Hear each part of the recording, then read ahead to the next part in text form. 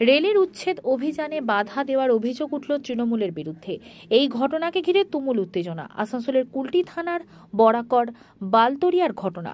সোমবার রেল প্রশাসন বালতরিয়া এলাকায় জবরদখলকারীদের উচ্ছেদ অভিযান করা হয়। খবর পেয়ে ঘটনাস্থলে কুলটি ব্লক তৃণমূল কংগ্রেস নেতৃত্বরা পৌঁছায়।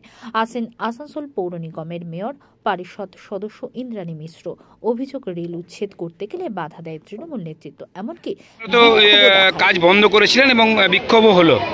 কিভাবে কি সিদ্ধান্ত হলো এখন অবধি আপনাদের? আমরা কথা বললাম এখানে যারা অফিসার আছে তাদের সাথে, আপাতত কাজটা বন্ধ রাখছে তারা, এবং ডিআরএম সাহেবের সাথে কথা বলেছে।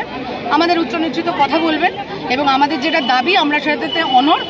এখানে যারা রয়েছে, যটা ফ্যামিলি রয়েছে, আমরা তাদের পুনর্বাসন চাই। পুনর্বাসন না পেলে উচ্ছেদ হবে না। এখানকার যিনি এমএলএ তিনি বলছেন আমরা মুখ্যমন্ত্রীকে লিখবো পুনর্বাসনের জন্য। আমরা কি থাকতে বলেছিলাম এই ব্যাপারে উনি বলছেন আর কি। দেখুন, উনি তো সেটাই বলবেন। উনি তো আর নিচের লেভেলে কাজ করেন না, আর উনি তো অদৃশ্য এমএলএ। উনি ভারতবর্ষ দেখছে যে বিজেপির ছাদ তুলে, আর ওরা তো বুলডোজারের পার্টি। ওরা ভেবেছে যেটা উত্তরপ্রদেশে করেছে, ওরা ভাবছে যেটা গুজরাটে করছে, ওরা সেটা ভাবছে ওটা ওয়েস্ট বেঙ্গলে করবে। কিন্তু ওরা ভুলে গেছে যেটা বাংলা। এখানে মোদি নয়, যোগী নয়, এখানে দিদি আছে।